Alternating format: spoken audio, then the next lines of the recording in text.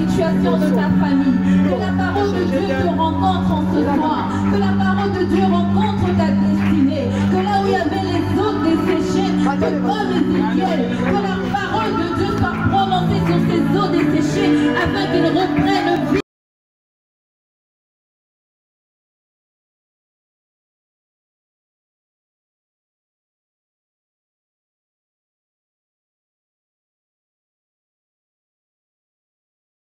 Spirituelle dans le nom de Jésus.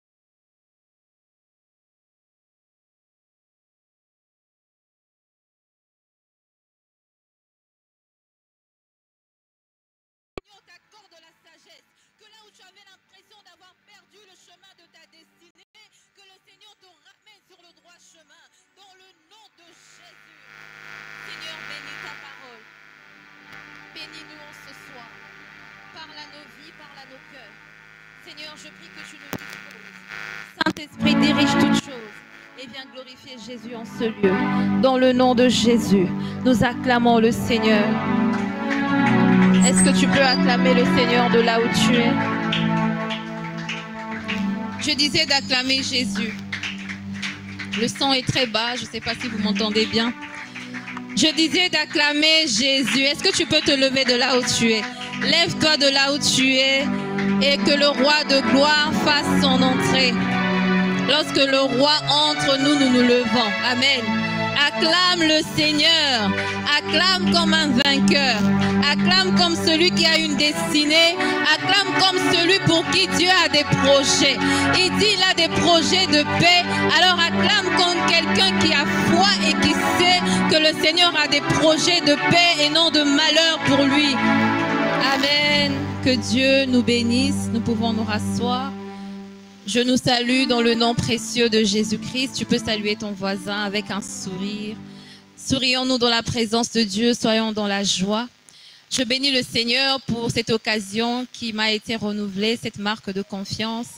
Et je bénis Dieu pour son serviteur, le cordon, de nous faire autant confiance. Je bénis Dieu pour toi aussi qui est là, qui a quitté ta maison, qui est venu, non pas pour un homme, mais pour le Seigneur. Que Dieu te bénisse. Amen. Nous sommes là dans un cadre particulier où nous avons un sujet particulier qui est assaut destiné. Est-ce que tu peux dire à ton voisin assaut destiné? Est-ce que tu peux bien le dire? Gloire à Dieu. Nous sommes debout, s'il vous plaît, pour lire la parole du Seigneur. J'aimerais que quelqu'un m'aide à lire. J'aurai encore besoin de la même personne à la fin. Quelqu'un peut m'aider à le son, s'il vous plaît. Est-ce que quelqu'un peut m'aider à lire Jérémie 29, le verset 11. Ensuite, nous allons lire Jean 9, 1 à 7.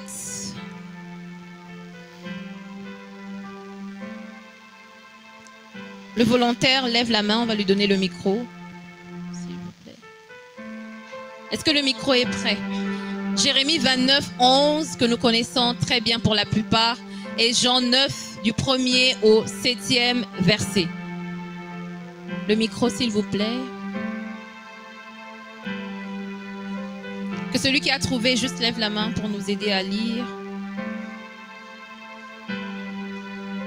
Jérémie 29, 11, je disais.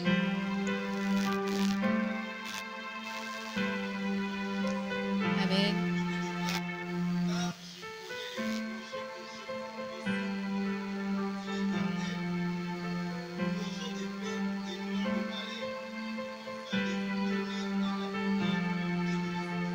Amen. Jean 9, 1 à 7.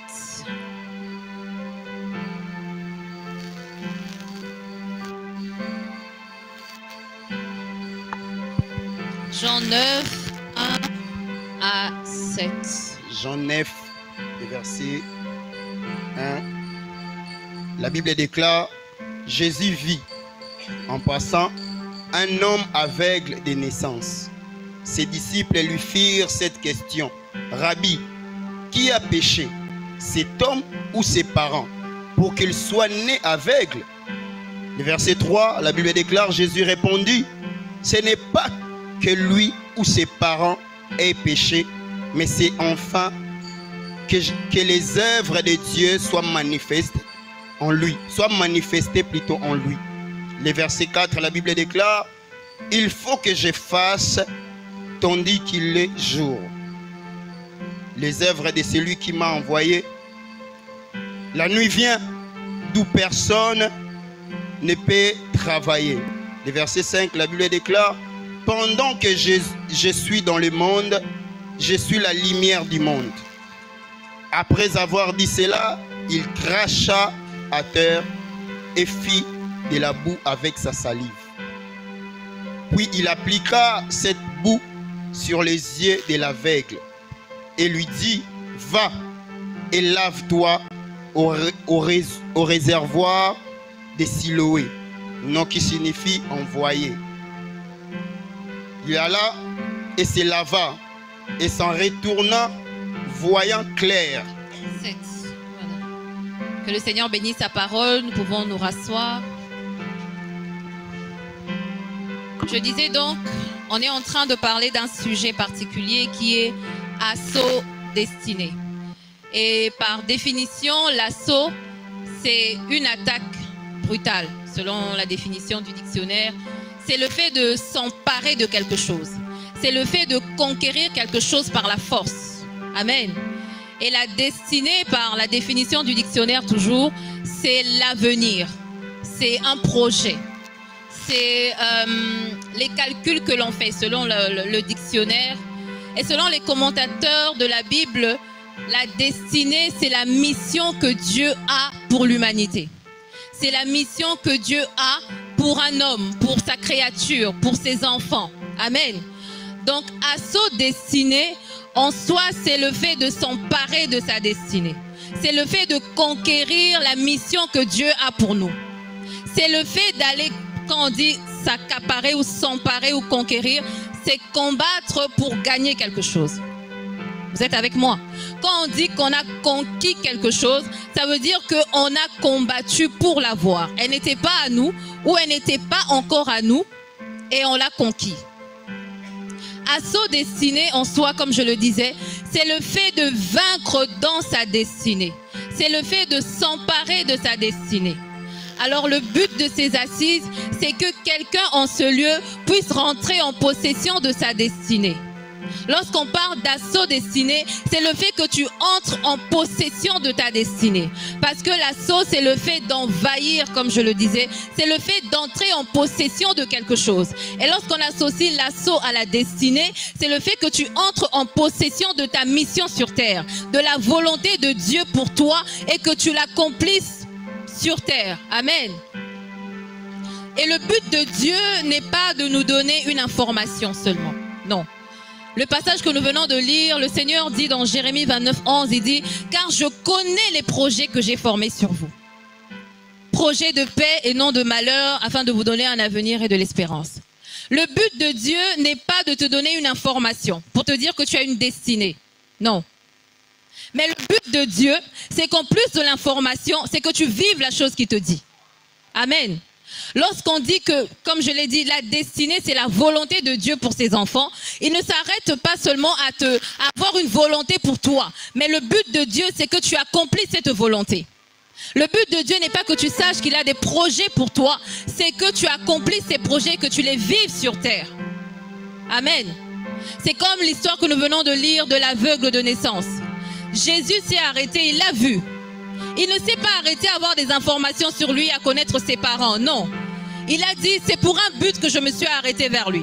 Tout comme pour toi en ce soir, le Seigneur te dit que tu as une destinée, il a une mission pour toi. Mais il ne s'arrête pas à te donner l'information. Ce qu'il te dit en ce soir, c'est que cette destinée, j'aimerais que tu l'accomplisses. Amen. Lorsqu'il te parle d'assaut destiné, il ne veut pas seulement te donner l'information sur comment tu dois faire, comment tu dois conquérir cette destinée. Non, son but derrière ces assises, c'est que tu accomplisses cette destinée. Il ne s'arrête pas à te dire, j'aimerais que tu te lèves comme un soldat. Non, il te dit, mon but derrière ça, c'est que tu accomplisses ce que j'ai prévu pour toi. Il dit, je connais les projets que j'ai formés sur vous, afin de vous donner un avenir et de l'espérance. Donc les projets que l'Éternel a pour nous, c'est pour nous donner de vivre. Lorsque je te donne une chose, ce n'est pas pour que tu la regardes simplement, non. C'est pour que tu t'en serves et qu'elle te serve à quelque chose. Donc lorsqu'on parle de destinée, on ne s'arrête pas seulement à nous dire que Dieu a des projets pour nous. Dieu a une destinée pour nous. Il a une mission pour que nous l'accomplissions. Non, c'est que nous puissions réellement accomplir cette mission. Amen. Lorsque Dieu a envoyé son Fils sur terre, ce n'était pas pour nos beaux yeux, ce n'était pas pour qu'on puisse dire oui, Dieu a envoyé son Fils. Non, il a dit afin que quiconque croit en lui. Il y a toujours un but derrière ce que le Seigneur fait. Et avant de commencer, j'ai deux grandes vérités que j'ai pu retenir par rapport à la destinée. C'est que premièrement, tout homme a une destinée. Tout homme sur terre a une destinée. Toute créature de Dieu, créature humaine, a une destinée. Parce que là, on parle des hommes. Tel que tu es là, Dieu a un plan pour toi. Je ne sais pas ce que tu vis à présent. Je ne sais pas, peut-être tu as l'impression, comme c'est aveugle de naissance, de tourner en rond dans ta vie. Mais j'aimerais te dire, Dieu a un plan pour toi. Dieu a une destinée pour toi. Il a une mission pour toi. Peut-être que tu ne la vois pas encore. Comme c'est aveugle de naissance, je ne sais quel âge il avait. Mais peut-être qu'il avait fait 20 ans, 30 ans sur terre. Il se disait que ma vie, c'est peut-être mendier dans les rues. Mais il ne savait pas qu'il avait une destinée bien particulière. Comme tu es là peut-être, tu es en train de vivre un cycle des choses. Et tu te dis, tu es là peut-être pour accompagner les autres. Mais j'aimerais te dire en ce soir que Dieu a une mission pour toi. Dieu a une destinée particulière pour toi. Peut-être que tu ne la vois pas comme tu voudrais. Mais la destinée, c'est comme un puzzle. Il y a des pièces qui sont là peut-être éparpillées en ce moment. Mais lorsqu'elles vont se rassembler, tu vas te dire, non, Dieu avait un projet pour moi. Peut-être qu'en ce soir, lorsque je te le dis, tu ne le crois pas ou tu as du mal à le croire parce que tu vois ta réalité. Mais j'aimerais te dire que Dieu a une mission pour toi. Il a un but qu'il poursuit avec toi. Il ne t'a pas emmené en ce lieu en vain. Il ne t'emmène pas à la Mijec en vain. Il ne t'emmène pas à faire ce qu'il te demande de faire en vain. C'est parce qu'il a un but qu'il poursuit avec toi. Peu importe la réalité que tu as devant toi, peu importe ce que tu vis actuellement, peu importe comment tu te sens actuellement, j'aimerais te dire que Dieu poursuit un but avec toi. Il ne t'a pas oublié. Ne compte pas le nombre d'années. Non, comme Bartimée, lorsque pendant la modération, le modérateur nous a lu. Il était là, aveugle. Mais Dieu avait une destinée pour lui. Dieu a un plan pour toi. Dieu a un projet pour toi. J'aimerais te le répéter autant de fois pour que ça reste. Parce que parfois, vous savez l'histoire, j'ai beaucoup aimé l'histoire de cet aveugle de naissance. Il est né aveugle. Il n'a jamais vu. Peut-être qu'il se disait, bon, moi, ma vie, je vais la passer en étant aveugle. Je vais la passer comme ça en mendiant dans les rues. Tout comme nous aussi. Il y a des situations où on est tellement habitué dedans. On a tellement vécu dedans qu'on se dit, moi, ma vie, c'est comme ceci. Ou tu as vécu dans une famille où les cycles se répètent et tu te dis, moi aussi, je ferai cela. Mais j'aimerais te dire que toi qui es là, toi qui nous suis aussi, Dieu a un plan pour toi. Il a un plan particulier pour toi. Il a un projet particulier pour toi. Toi qui te négliges en ce lieu, Dieu a un projet pour toi. Peu importe tes incapacités, peu importe combien de temps cela a fait, Dieu a un projet pour toi. Ne te vois pas petit. Il ne t'a pas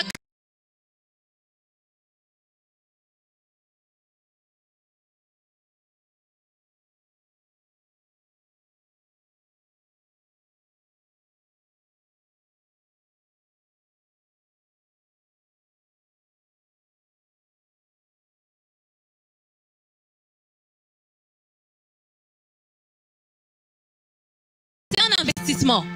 Il investit en ça. Ce n'est pas qu'il a trop de temps à perdre pour créer des choses en vain. Non. Quand il crée, c'est pour un but. Lorsque tu es né, je ne sais pas quelles sont les circonstances de ta naissance. Mais Dieu avait un but pour toi. Sinon, tu ne serais pas né. Mais parce que tu es là, Dieu a un projet pour toi. Amen. Et la deuxième vérité, c'est que toute destinée est censée glorifier Dieu. Elle est censée glorifier Dieu. Comme je l'ai dit, tout homme a une mission. Tout homme a des choses à accomplir avec Dieu. Ou Dieu a des choses à accomplir avec tout homme.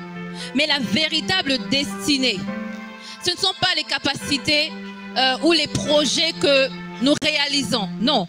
Parce que les païens aussi réalisent des choses. Mais la véritable destinée est celle ou ce parcours-là qui glorifie Dieu. Toute vraie destinée est pour glorifier Dieu. Tout ce que le Seigneur fait dans ta vie est pour qu'il y trouve gloire. Lorsque cet aveugle de naissance, Jésus l'a vu, ses disciples lui ont demandé, qui a péché? Est-ce que c'est lui-même ou ce sont ses parents? Mais Jésus dit non, c'est pour que les œuvres de mon Père soient manifestées en lui. Toute destinée, tout ce que le Seigneur accomplit, c'est pour qu'il y trouve sa part. Amen. La destinée, comme je l'ai dit, c'est une mission, oui. Mais ce n'est pas seulement un projet que nous devons accomplir, non. C'est le fait d'accomplir la volonté de Dieu afin qu'il soit glorifié.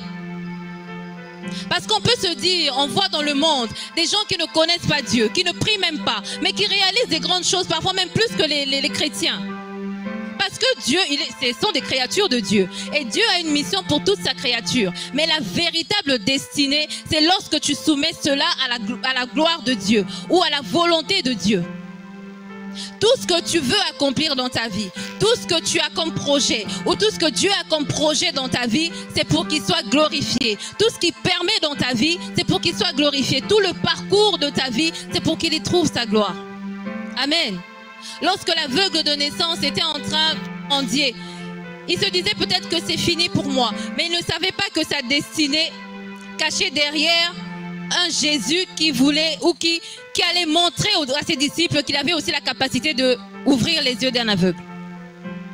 Par là, j'aimerais ouvrir une brèche, c'est que tout ce qui compose notre destinée trouve son sens lorsqu'on met cela à la gloire de Dieu. Tu peux accomplir des choses parce que la destinée, comme je l'ai dit, c'est un projet, c'est un avenir. Mais la seule destinée, ce n'est pas seulement pour que l'on sorte de ce lieu, pour qu'on accomplisse des grandes choses, non. C'est que le but de tout ça, c'est pour que Dieu soit glorifié. Tout ce que Dieu met à ta disposition. Parce qu'après ces assises ou pendant ces assises, c'est pour que nous puissions nous ouvrir les yeux afin que nous comprenions que Dieu a un plan pour nous. Mais son plan n'est pas pour nous, pour que notre nom soit vu. Non, c'est vrai qu'il rendra ton nom grand. Mais la destinée, le but de la destinée, c'est pour que Dieu trouve sa part. Dans tout ce que nous faisons, bien-aimés, quand tu vas accomplir des choses, ou quand tu as des projets, quand tu auras accompli des projets, ou jusque-là, je ne sais ce que tu as accompli, mais si Dieu ne trouve pas sa part, dis-toi que tu n'as pas encore commencé à expérimenter ta véritable destinée. Amen. Lorsque, comme je l'ai dit, la destinée, c'est comme un puzzle. Mais lorsque on rassemble ces pièces de puzzle, encore la majorité de ces pièces de puzzle, c'est pour que Dieu trouve sa gloire. Amen. Notre destinée, comme je l'ai dit, ne tourne pas qu'autour du fait que nous puissions accomplir des choses. Non. Ce pour te dire, pendant cette assise, c'est que tu vas accomplir des grandes choses. Oui, nous allons accomplir des grandes choses parce que Dieu a des projets de paix pour nous. Mais lorsque ces projets-là, il n'y trouve pas sa part, ou lorsque tu te mets au devant, sache que tu es en train de te détourner du véritable chemin de ta destinée. La destinée a une trajectoire. La destinée a un chemin. Et ce chemin, c'est Jésus. Et lorsque tu es sur le chemin qui est Jésus, mais ce qui est vu devant, ce n'est pas Jésus, pose-toi la question sur quel chemin tu te trouves. La destinée que tu voudras accomplir ou que le Seigneur veut accomplir avec toi a un but. C'est pour le Seigneur. C'est pour le Seigneur. Comme je l'ai dit, Dieu a une mission pour toi. Il veut accomplir des grandes choses avec toi. Mais sache une chose, que tout ce qu'il accomplira avec toi, c'est pour qu'il y prenne part. C'est pour qu'il y trouve gloire. Dieu t'a créé tel que tu es, c'est pour qu'il se glorifie. Il t'a donné l'intelligence que tu as, c'est pour glorifier. La véritable destinée, comme je l'ai dit, c'est d'accomplir la volonté de Dieu et qu'il y trouve sa part. Amen. À sa destinée, le but ultime, c'est pour que Dieu se glorifie dans ta vie. Lorsque tu veux t'emparer de ta destinée, lorsque tu vas entrer en possession de ta destinée, ce n'est pas pour que tu sois au devant, ce n'est pas pour que tu écrases les autres, mais c'est pour que Dieu soit vu au travers de toi. Amen.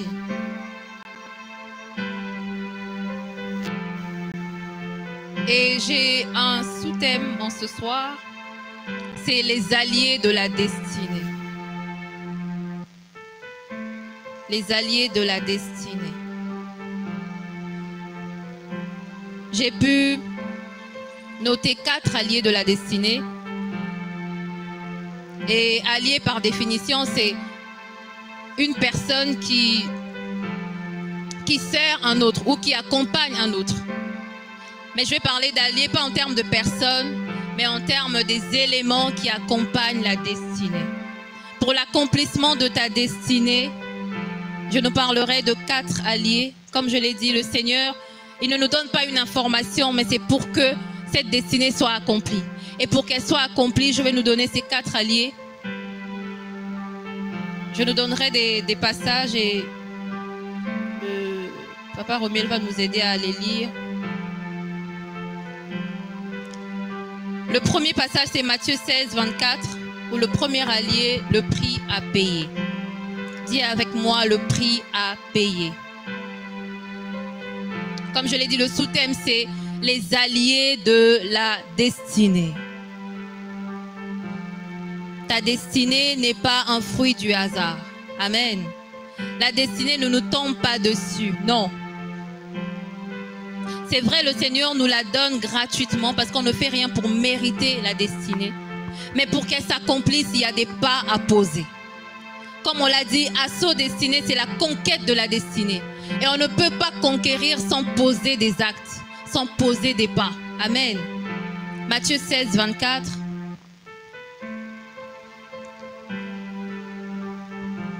Matthieu 16, 24. Il déclare, alors Jésus dit à ses disciples, si quelqu'un veut venir après moi, qu'il renonce à lui-même, qu'il se charge de sa croix et qu'il me suive. Amen. Amen. Le prix payé. Bien-aimé, comme je l'ai dit, la destinée, l'accomplissement de la destinée n'est pas gratuit. Dieu te donne, il a sa volonté pour toi gratuitement parce qu'il t'a créé sans ta permission. Mais pour accomplir son but dans ta vie, il y a un prix à payer. Jésus, celui qui veut me suivre, celui-là qui veut venir après moi, qu'il renonce à lui-même. Tu ne peux accomplir la volonté parfaite de Dieu sur terre si tu ne renonces pas à certaines choses, si tu ne renonces pas à certaines décisions ou à toi-même. Parce que le plus grand ennemi dans l'accomplissement de la destinée, c'est nous, c'est le moi. C'est pour ça que Jésus ne dit pas que celui qui veut venir après moi puisse combattre le diable. Ça, nous savons le faire. Mais renoncer à soi-même, renoncer à ses propres ambitions. C'est ça le plus grand combat pour l'accomplissement de la destinée. Et le prix à payer, le plus grand prix à payer, c'est le renoncement à soi-même.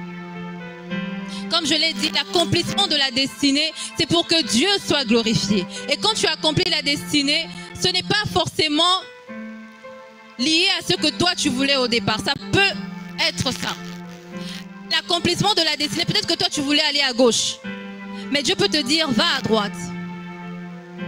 Et ça implique ce prix à payer. C'est que tu poses le pas pour accomplir ta destinée. J'aimerais te dire, oui, Dieu a une mission pour toi. Il va accomplir des choses avec toi. Il a des projets de paix pour toi. Mais cela exige un prix à payer. Et le prix à payer diffère d'une personne à une autre, d'une destinée à une autre. Ça peut être des interdits. Ça peut être ce que le Seigneur veut pour toi. Mais il y a un prix à payer. Attends-toi à cela. Même lorsque tu viens au Seigneur, nous aimons une vie tellement light, comme on le dit. C'est bien. Les projets de paix que le Seigneur a pour nous, la paix de Dieu, ce n'est pas le fait que tout soit facile. Ce n'est pas le fait que je combine ce que je veux avec ce que le Seigneur veut. Non, c'est le fait que tu dises non à toi-même et que tu te soumettes à ce que le Seigneur veut. Lorsque le Seigneur te dit aujourd'hui, tu vas à gauche, tu vas à gauche. Et tout ce que Dieu fait, la Bible déclare que toute chose concourt au bien de ceux qui aiment Dieu. Amen. Lorsque tu payes le prix pour ta destinée, ce n'est pas que le renoncement à soi-même, ce n'est pas le fait de se mortifier. Non. C'est le fait de dire comme Jésus sur la montagne de Gethsémani, ce que je veux, c'est cela. Mais non pas ce que je veux, ce que toi tu veux. On ne fait pas l'assaut ou la conquête comme on veut, on se lève, on fait ce qu'on veut, non. On se lève et on se soumet à celui qui a initié cette destinée. Il y a un prix à payer, bien-aimé. Lorsque tu veux réaliser la volonté de Dieu dans ta vie, paye le prix. Paye le prix. Paye le prix. Vous savez, même lorsqu'on est héritier, même lorsqu'on a hérité des choses du père ou de nos parents, aussi longtemps qu'on ne se sera pas concordé à cet héritage-là, on va le dilapider. Mais on peut te donner $1 million aujourd'hui. Si tu ne sais pas quoi en faire, dans 10 ans ou dans 5 ans, même dans 2 ans, tu te retrouveras peut-être à mendier dans la rue. Il y a toujours un prix à payer. Même pour la grâce, il y a toujours un prix à payer. Le renoncement à soi-même. À quoi tu as renoncé? Ou à quoi tu es prêt à renoncer? Combien tu es prêt à renoncer pour vivre ta destinée sur terre? Combien tu es prêt à laisser le moi, à laisser tout ce que tes désirs, tes passions? La Bible déclare, fais de l'Éternel tes délices et te donnera ce que ton cœur désire. C'est vrai, quand on le dit, on pense que ce que je désire, Seigneur, c'est une grosse voiture. C'est bien, ça ce sont les accessoires. Mais lorsque déjà, j'ai compris ce verset autrement, c'est que lorsque tu fais de l'Éternel tes délices, en réalité, ce que ton cœur désire, c'est l'Éternel. C'est pas d'abord les choses matérielles, non. Parce que lorsque quelqu'un fait nos délices, ça veut dire que notre attention est tournée vers cette personne-là. Donc, en soi, ce que ton cœur désire dans la destinée, c'est l'Éternel. Amen. Combien es-tu prêt à payer le prix pour ta destinée? Combien es-tu prêt à renoncer à toi-même, à suivre ce que le Seigneur attend de toi? Parce que c'est ça la destinée, c'est la mission que le Seigneur a pour toi. Qu'est-ce que tu es prêt à faire pour conquérir cette mission? Bartimée, lorsqu'il a voulu suivre Jésus, lorsqu'il s'est levé, il a jeté son manteau.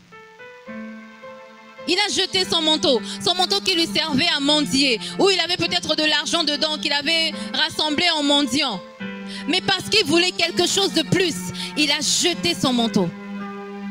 Quel est le manteau que tu es prêt à jeter pour accomplir ta destinée? Quel est le prix que tu es prêt à payer? Quel est le prix? Que veux-tu? Et à combien le veux-tu? À combien le veux-tu?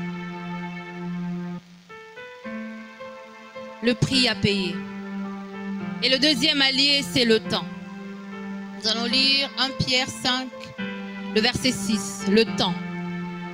Comme je l'ai dit, ce sont des alliés pour accomplir notre destinée. Le deuxième allié, le temps. 1 Pierre 5, le verset 6.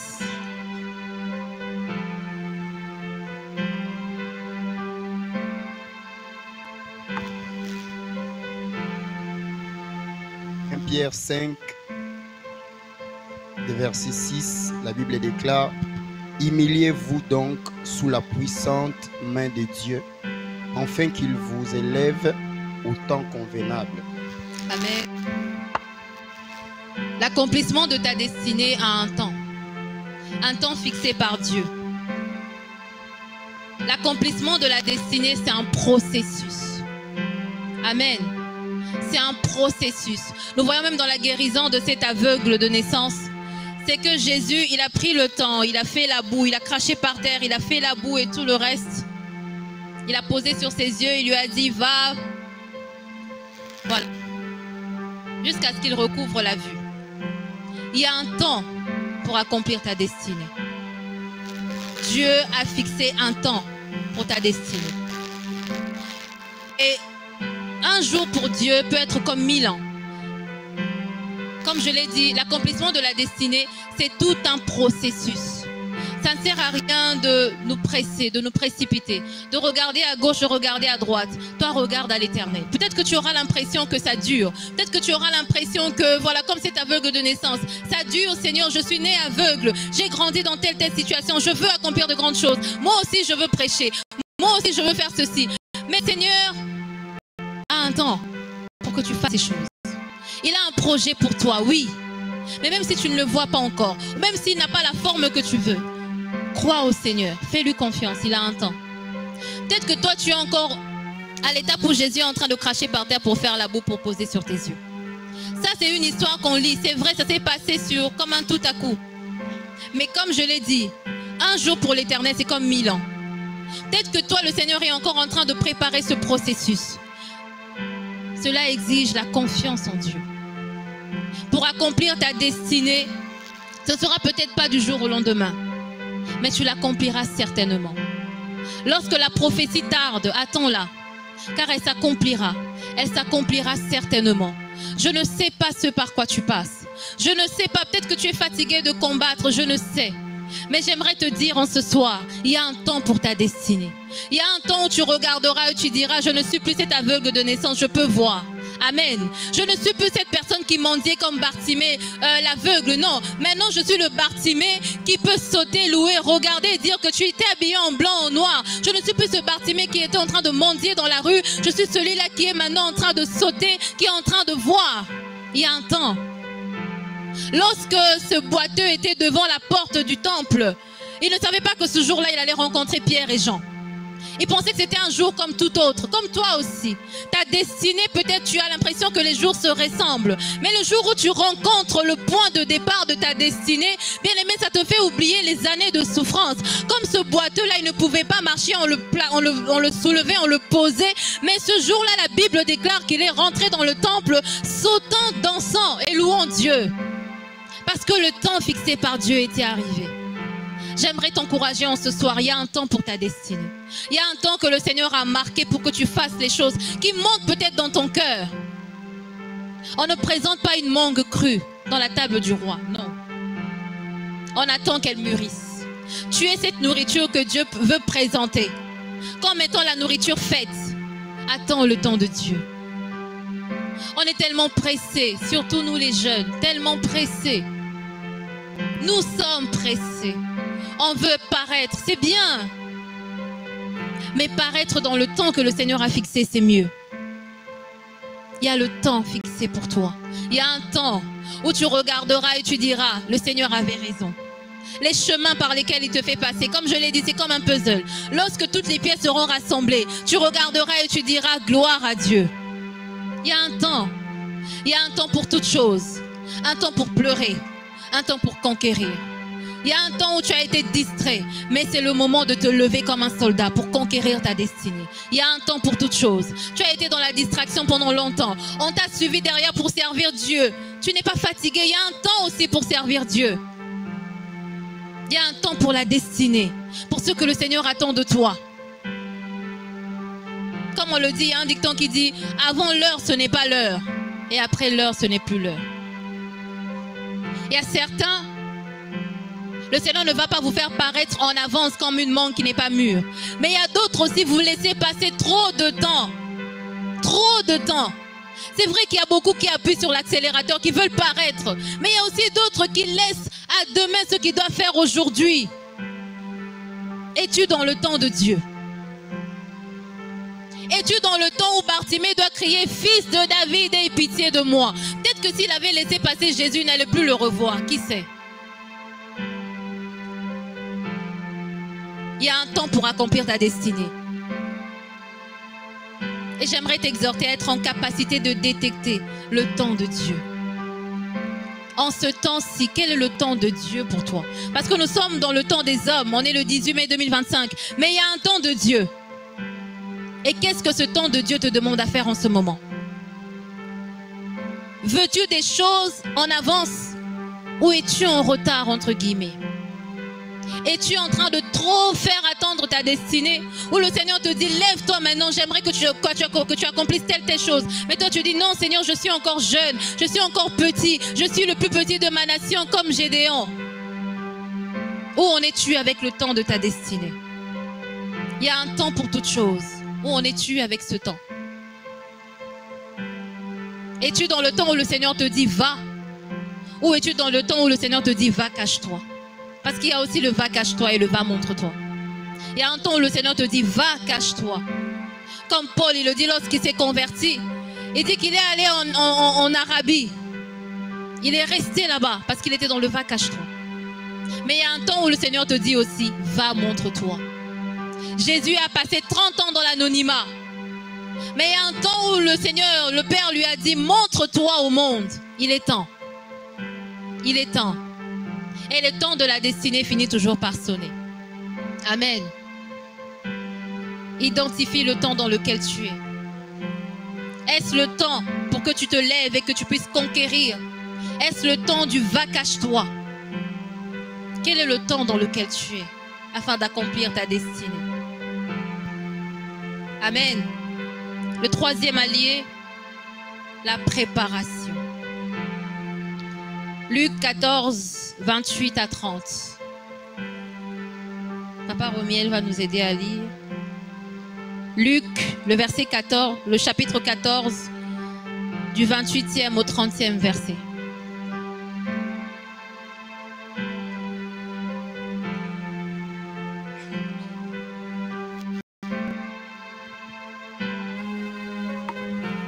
Luc chapitre 14, le verset 28, la Bible déclare, car lequel de vous, s'il veut bâtir une tour, ne s'assied d'abord pour calculer la dépense et voir s'il a de quoi la terminer. De peur qu'après avoir posé les fondements, il ne puisse l'achever et que tous ceux qui le verront ne se mettent à les railler. Le chapitre 30 et plutôt le verset 30, la Bible déclare, en disant, cet homme a commencé à bâtir et il n'a pu achever. Oui, 28 à 30. Comme je l'ai dit, il y a la préparation. Avant de te montrer, Dieu te prépare. Avant de te révéler, Dieu te prépare. Une destinée non préparée est une destinée qui est appelée à être avortée. Lorsqu'une destinée n'est pas préparée, lorsqu'on ne prend pas le temps de poser les fondements, c'est comme une maison qu'on bâtit sur du sable. Elle va s'effondrer. Lorsque tu es dans le va cache-toi de Dieu, ce n'est pas qu'il te cache seulement, mais il te prépare. La destinée se prépare. Dieu ne t'appellera pas à faire des choses que tu n'as pas pris le temps de préparer. Parce que ce qu'on ne prépare pas, on aura du mal à entretenir. Ce qu'on ne prépare pas, on aura du mal à maîtriser et donc à entretenir cela. Il y a un temps de préparation. Avant l'élévation, avant la position, il y a la préparation. La suite de ce passage que nous venons de lire de Luc 14, on dit, même un roi ne peut pas aller en guerre avec un autre roi s'il ne réfléchit pas d'abord. Tu ne peux pas aller en conquête de quelque chose si tu n'as pas pris le temps de te préparer. C'est comme un militaire qui va en guerre, qui n'a pas fait de formation, qui n'a pas de munitions. Il sera tué en premier. Et Dieu ne peut pas te révéler sans t'avoir préparé. Avant que Dieu ou avant que tu n'accomplisses ce que le Seigneur attend de toi, il attend de toi aussi que tu te prépares d'abord. Amen. Il attend que tu te prépares. Il attend que tu te prépares par rapport à où tu vas, par rapport à ce que tu dois accomplir, par rapport à ce que tu dois être, afin qu'une fois que tu seras là, que tu te maintiennes. Parce que l'élévation peut ne pas être le problème. Le problème serait le maintien. Beaucoup sont élevés, mais c'est comme du sable. Lorsque le vent souffle un peu, ça s'éparpille. Comment te prépares-tu pour ta destinée? Connais-tu le plan de Dieu pour toi? Si tu ne le connais pas encore, je t'invite à le demander au Seigneur. Mais si tu connais le plan de Dieu, quelle est ta préparation? Quelle est la qualité de ta préparation? Parce que si tu ne te prépares pas, comme je l'ai dit, une destinée non préparée sera avortée. C'est comme un enfant qui n'est pas encore viable. Même s'il sort dans le monde, même si on le sort du ventre de sa mère, il ne va pas survivre. Il ne survivra pas. Mais un enfant, un fœtus qui a déjà une certaine maturité, lorsqu'on le sort du ventre de sa mère, il peut survivre. Et une destinée qu'on sort avant la maturation ne survit pas. Prends le temps de te préparer.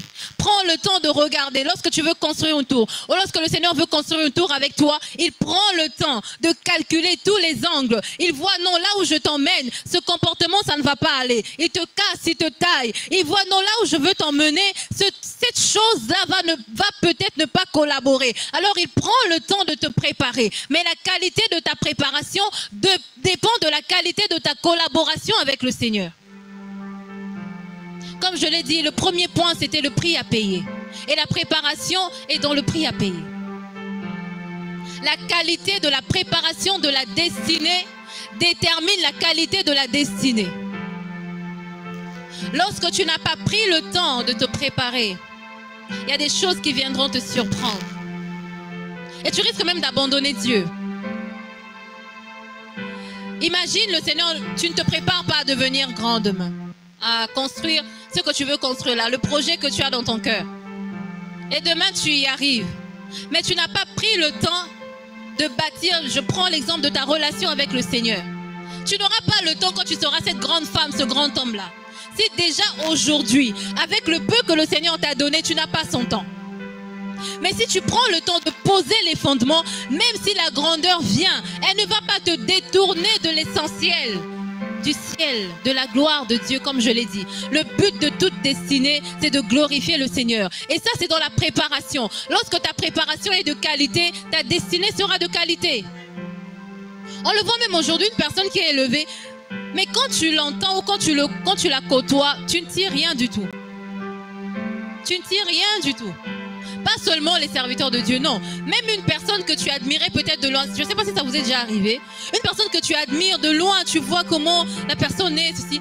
Mais une fois que tu la côtoies, tu te dis, mais ah, c'était en fait une coquille vide. Et c'est ça aussi la destinée non préparée. Ce sera comme un tombeau blanchi.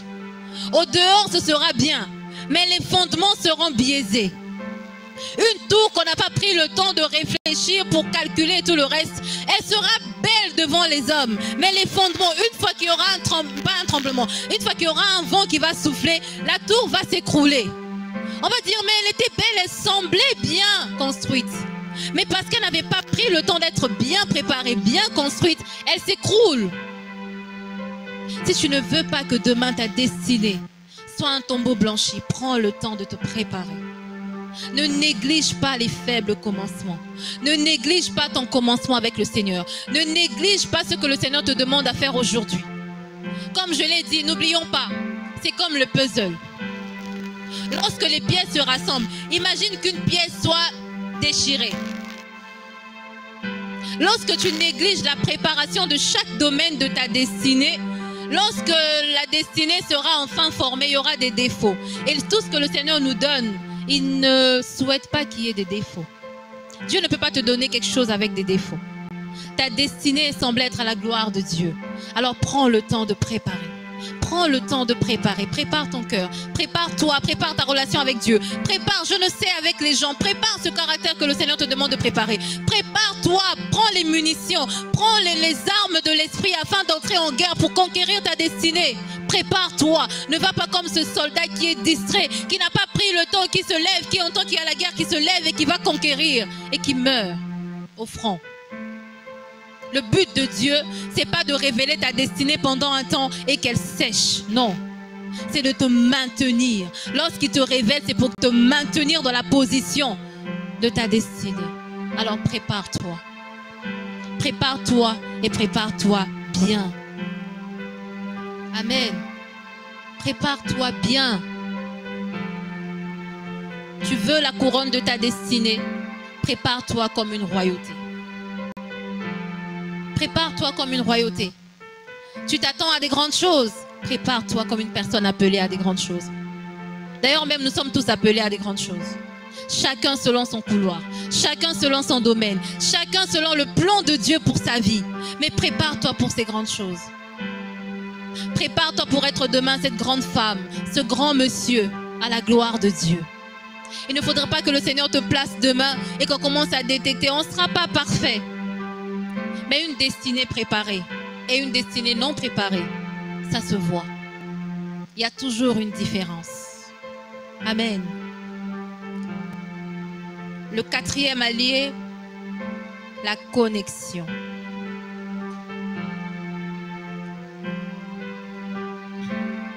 On aura 4 passages. La connexion.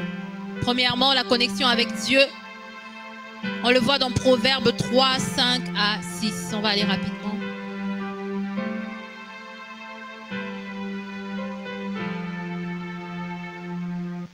Proverbes 3, du 5e au 6e verset.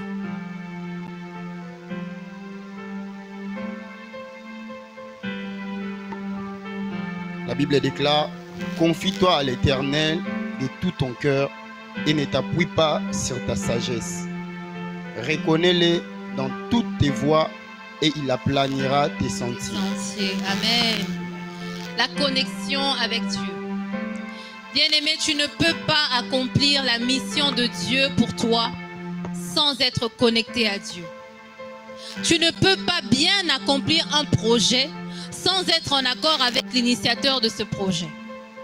Lorsque je conçois mon projet et que je viens, je t'en parle, je te fais le briefing, je te dis, tu vas faire telle chose, je te fais juste le briefing.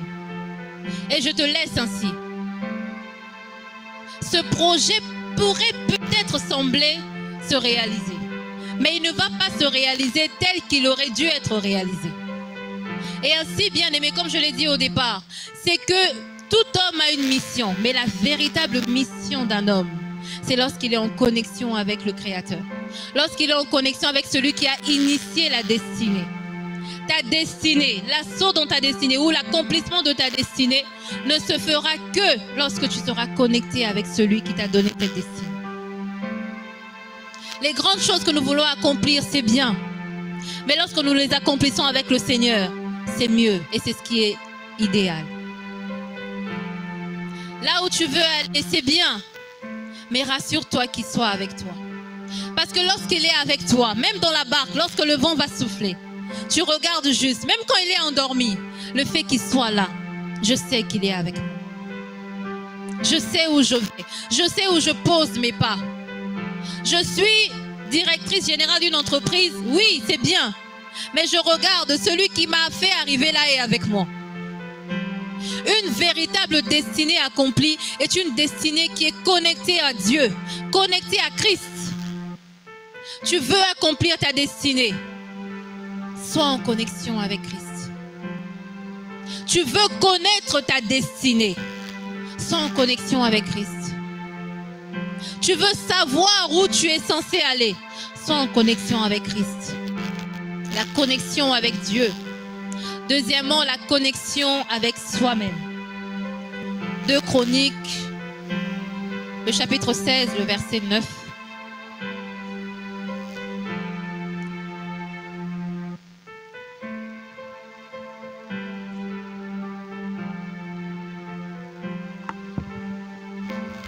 Deux Chroniques, le verset 16, le chapitre 16, le verset 9. La Bible déclare: car l'Éternel étend ses regards sur toute la terre pour soutenir ceux dont le cœur est tout entier à lui. On peut s'arrêter là. Ceux dont le cœur est tout entier à lui. Une véritable destinée, c'est lorsque tu es tout entier dedans. La connexion avec toi-même. La Bible déclare que le Dieu de paix vous sanctifie lui-même, esprit, âme et corps.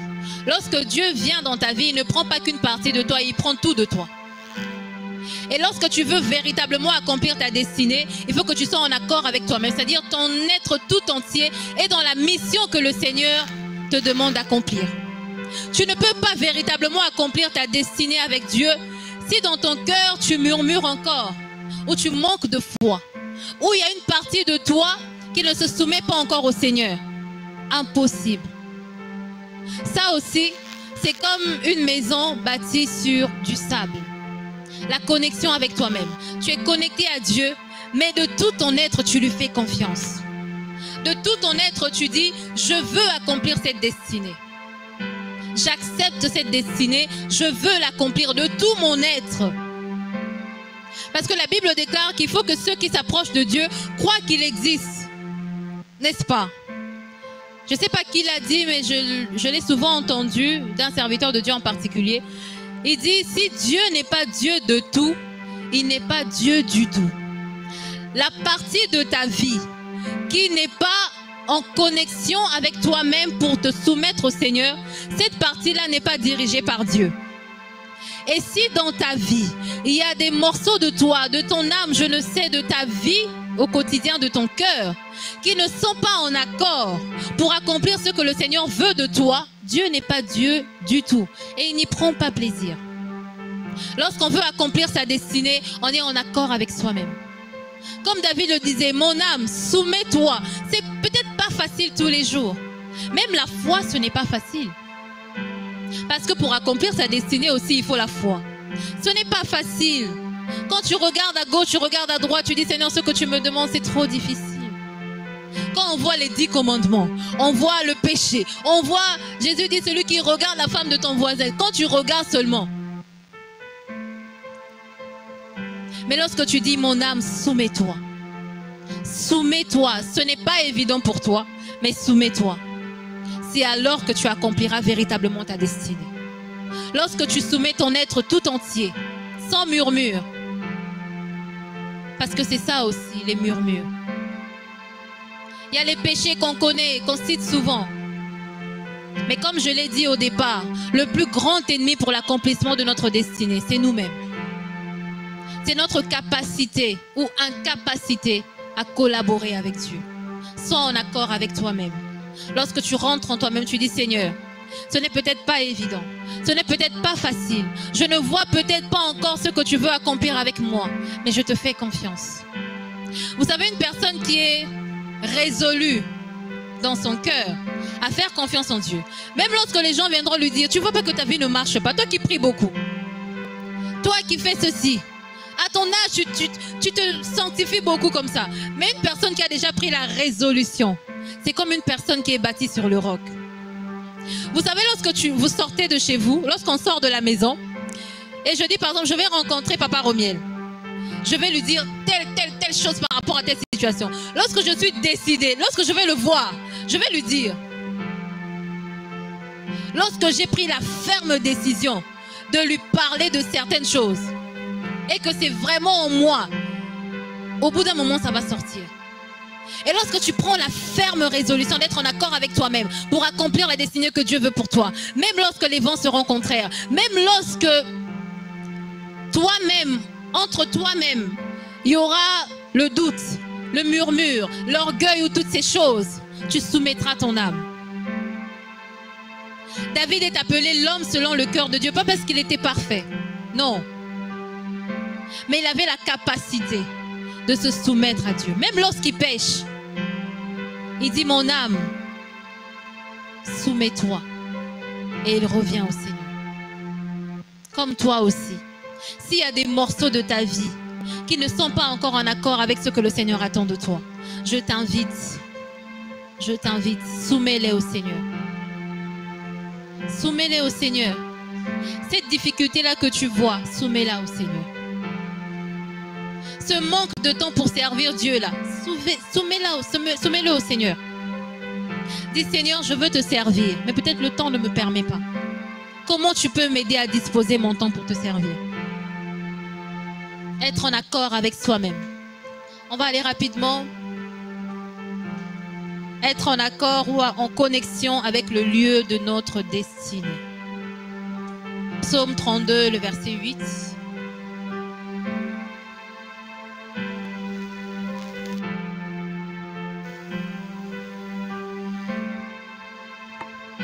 Psaume 32, 8.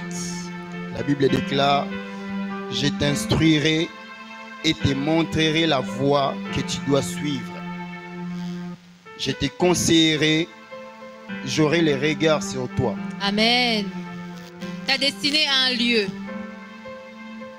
Tu ne peux pas être Jonas et vouloir que Ninive se convertisse en allant à Tarsis.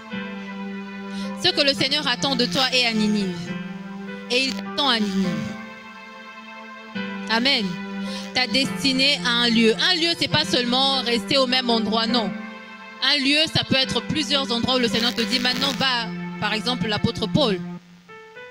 Le Seigneur peut te dire, écris aux Corinthiens, aux Romains, aux Philippiens. Ta destinée à un endroit, ou si vous voulez, des endroits particuliers pour se manifester. Si Dieu t'attend à servir à la Mijek, même si tu te donnes à fond, je ne sais où, il t'attend à la Mijek. Amen. Tu as un lieu d'accomplissement de ta destinée. Jonas, tu ne peux pas déployer toute la grâce de conversion que le Seigneur a mis en toi si tu es à Tarsis.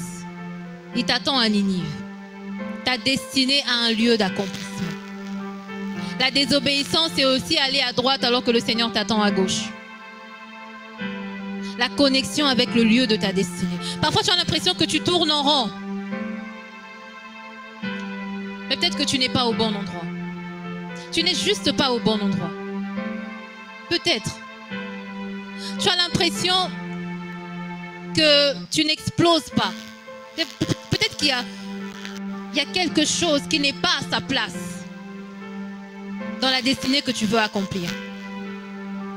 Au bon endroit, au bon moment. Comme Bartimée, il était au bon endroit, au bon moment. Lorsque Jésus a dit aux disciples, restez à Jérusalem. Imaginez s'ils étaient allés à Antioche. Imaginez simplement. Il leur dit, restez à Jérusalem. Ils étaient allés à une autre ville. Lorsque le Seigneur a un plan pour toi, il y a un endroit qui est attaché à ce plan. Être fidèle dans l'accomplissement de sa destinée, c'est aussi être au bon endroit. Place-toi au bon endroit. Comme je l'ai dit, ce ne sera peut-être pas du tout à coup, mais lorsque tu persévères, c'est comme la promesse du Saint-Esprit. Ils ont prié, ils ont prié, ils ont prié. C'est peut-être toi aussi tu es là. Tu pries, tu pries, tu pries, tu persévères au bon endroit. Et il y aura un tout à coup. Le tout à coup du Saint-Esprit, ce n'était pas le même jour, mais c'était un tout à coup.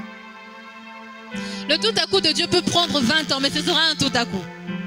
Ça peut prendre 5 ans, mais ce sera un tout à coup. La Pentecôte n'a pas eu lieu un jour après la Pâque, non. Mais c'était un tout à coup. Amen. Au bon endroit. Persévère au bon endroit.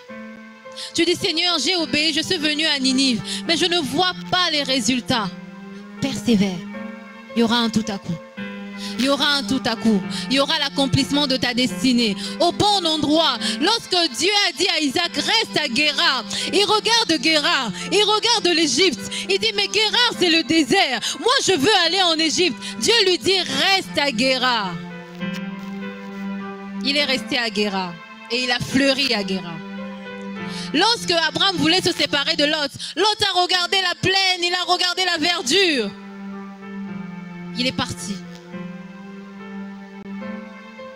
L'homme regarde à ceux qui frappent les yeux.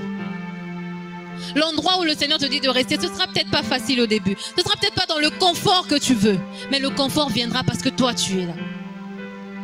Le Seigneur te fera fleurir parce que tu as obéi au bon endroit. Reste au bon endroit. Ne regarde pas ceux qui frappent les yeux. Tu regardes le nombre de personnes. Oh, combien aujourd'hui nous choisissons les églises par rapport au nombre de personnes. Ce n'est pas mauvais, une église qui a beaucoup de membres. Mais si tu bases ton choix d'église sur ça, c'est un mauvais fondement. Le Seigneur peut te dire, va auprès de cet homme qui a peut-être 10 fidèles. Tu ne sais pas ce que le Seigneur attend de faire avec toi à cet endroit. Reste fidèle au bon endroit. Au bon endroit. Et vous savez, le bon endroit peut nous donner des gifles. Lorsque tu es dans le désert de Guérar, tu regardes le soleil qui te frappe, tu regardes ceci, tu regardes cela, mais le Seigneur te dit de rester. Tu peux rester auprès de quelqu'un dans un endroit où tu te dis, mais je connais mieux, je fais mieux. Mais le Seigneur te dit, reste au pied de lui, à ses pieds plutôt, en bon français. Reste à ses pieds et tu fleuriras à ses pieds. Mais lorsque tu veux désobéir au Seigneur, tu vas te retrouver comme Jonas dans le ventre du poisson. Et il va toujours te ramener. Mais ça te prendra peut-être plus de temps que prévu. Mais il t'attend à Ninive. J'aimerais te dire en ce soir, retrouve Ninive. Retrouve le bon endroit, le bon environnement, là où le Seigneur t'attend. Tu étais peut-être allé parce que tu as vu ce qui te plaisait. Mais c'est peut-être pas la volonté de Dieu. C'est peut-être pas la volonté de Dieu. Reste au bon endroit. Il y aura le tout à coup de Dieu. Amen. En dernier, la connexion avec les personnes de notre destinée. Proverbe 15, le verset 22. Et là, je vais aussi lire dans la version français courant. Romiel peut nous aider pour ceux de 8 secondes. Proverbe 15, le verset 22.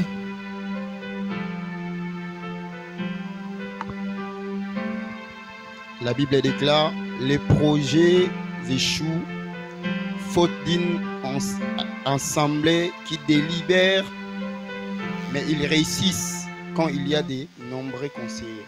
Amen. La version français courant que j'ai beaucoup aimée. Quand on ne consulte personne, les projets échouent. Grâce à de nombreux conseils, ils se réalisent. Il y a des personnes de notre destinée. Il y a des personnes que le Seigneur a prévues, avec lesquelles tu vas accomplir ta destinée. Amen. Nous avons des connexions physiques, c'est-à-dire des personnes de destinée. Bien-aimé, ne néglige personne sur le chemin de ta destinée. Ne néglige personne. Jésus, il était El Shaddai, le Dieu de toute suffisance. Mais il avait besoin d'un Simon-Pierre pour parler le jour de la Pentecôte. On a des personnes de destinée. Des personnes que le Seigneur a placées ou va placer à nos côtés pour accomplir, nous accompagner dans la destinée. Et ces personnes se choisissent bien avec le Seigneur. Amen. L'entourage compte pour accomplir ta destinée. La Bible déclare que le salut est au milieu d'une multitude de conseillers. Mais la qualité de cette multitude-là détermine aussi la réussite de ta destinée.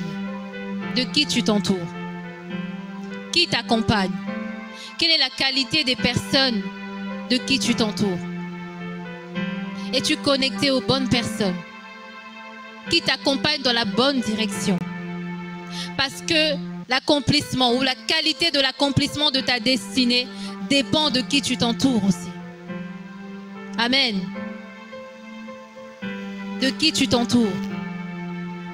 Bien-aimé, le Seigneur a une destinée à accomplir avec nous. Comme je l'ai dit, le but de Dieu n'est pas de te donner une information qu'il a des projets pour toi. Le but de Dieu n'est pas de t'informer qu'il a des projets formés sur toi, mais c'est que tu les accomplisses. Mais pour les accomplir, il y a un processus. Amen. Ta fidélité lors du processus va déterminer la réussite de cette destinée.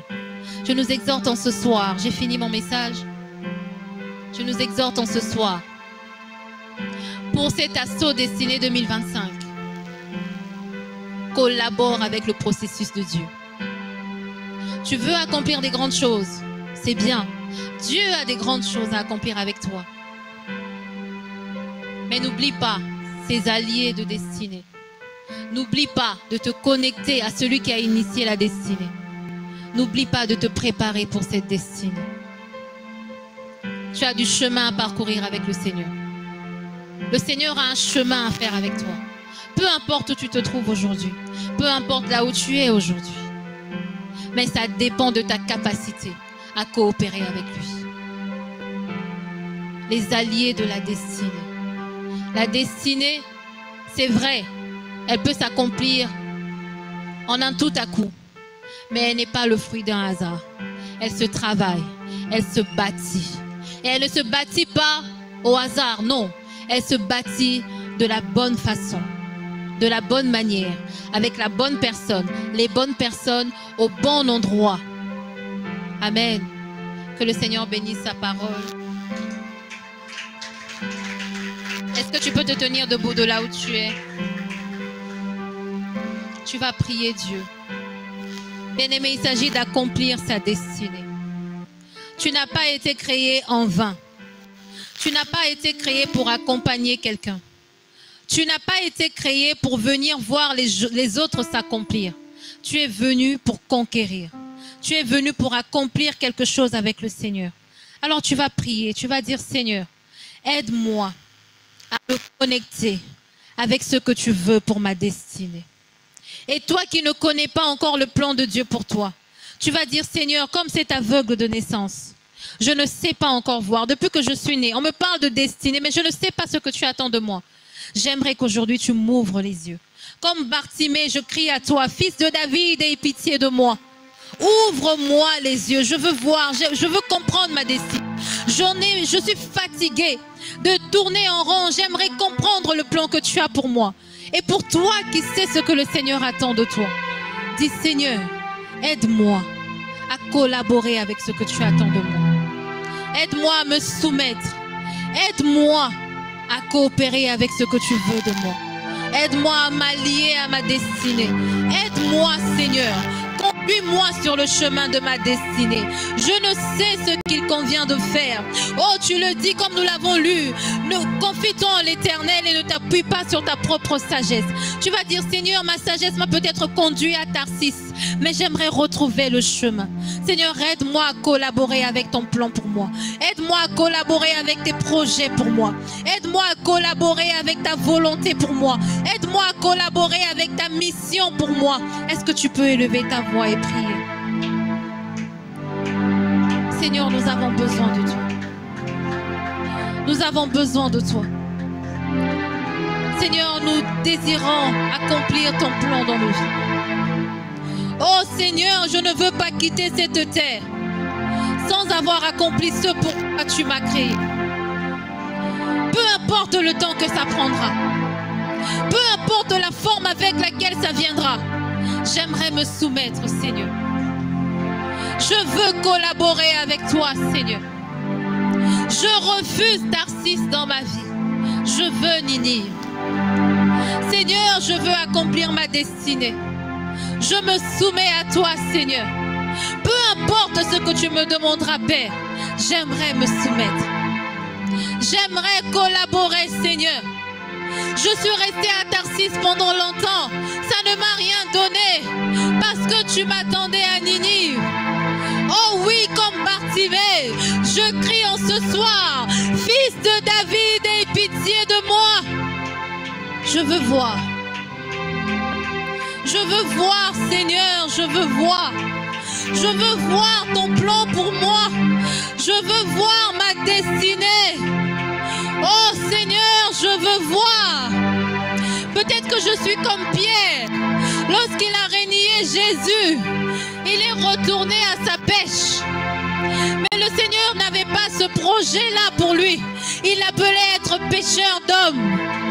Oh Seigneur, je veux revenir dans la chambre haute et attendre le Saint-Esprit. Peut-être que j'ai été sur le droit chemin, mais pendant un temps, lorsque je t'ai renié, je n'ai pas eu la force de me relever. Mais relève-moi, Seigneur. J'aimerais retrouver le chemin de ma destinée. J'aimerais retrouver le chemin de la maison. Comme le fils prodigue, il était héritier de tout dans la maison du Père, mais il s'est perdu en chemin. Oh, ce soir, nous voulons revenir vers toi. Nous voulons nous lever et revenir vers le Père afin d'être rétablis. Seigneur, nous prions ce soir. Nous revenons à la maison. Nous voulons accomplir notre destinée parce que nous savons que tu as un plan pour nous. Nous savons que tu as des projets pour nous et nous voulons les accomplir, Seigneur. Nous revenons à toi. Oh Seigneur, je reviens à la maison. Je prie pour mon frère, je prie pour ma sœur. Tu as des projets pour nous, oui. Mais nous devons les accomplir selon tes règles. La Bible déclare qu'il n'y a pas de soldat qui soit couronné s'il n'a pas combattu selon les règles. Oh Seigneur, nous voulons la couronne de notre notre destinée. Nous voulons être couronnés, mais nous voulons, comme l'apôtre Paul, dire: j'ai combattu le bon combat. J'ai combattu le bon combat, afin qu'au dernier jour, que tu me regardes et que tu dises: bon et fidèle serviteur, entre dans la joie de ton maître. Oh Seigneur, nous voulons la couronne de notre destinée, mais nous la voulons comme toi tu veux. Nous ne voulons pas une couronne fabriquée par des hommes, par nous-mêmes, mais nous voulons la couronne qui vient de toi. Nous ne voulons pas être des Jésus qui commencent le ministère à 15 ans. Nous ne voulons pas être des Jésus qui commencent le ministère à 40 ans. Nous voulons être dans le temps, Seigneur. Aide-nous à être mon frère et ma soeur. Aide-nous, Seigneur. Aide-nous, Père, il s'agit de la destinée. Il s'agit de la destinée. Sharabasata rabo shandarabasata. Erabasita rebo shandarabasita. Mande ke sopra de bayandere ke bresata rabosh. Rade ke bresete rebo sharababa bayandere bos. Ekarada bashare de rebosate. Mande ke yandere bos. Erada breka yandere bos shatarabasate. Mama shera bos tatarabasaya. Mande ke sitere bosha. Rade kabayanda rabosate. Erade de bosha. Mazidere kabayande reboshata. Rade kabayande. Erade bayade kabashata rabosata. Mande kasitere bo. Erada bayanda raboshate. Rana mayanda rabababa. Erade kebrayanda raboshata. Est-ce qu'un conquérant peut se lever et dire: j'entre en possession de ma destinée?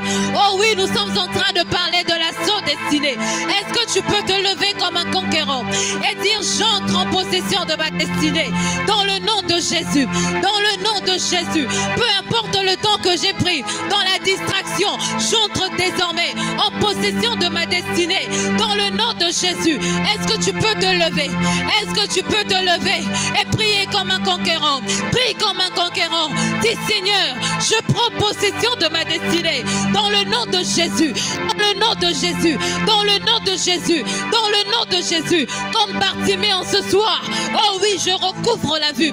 Si j'ai été aveugle longtemps, je ne ressortirai pas de ce lieu aveugle. Je vais voir et je vois. Sharabosa tarabashande mazeka yanderebo shate rabashata rabosa nareka bayanda raboshate radarabo sharabasate ekaraba yanderebo shatarabasai indarababa shate rebosaya. Au nom de Jésus.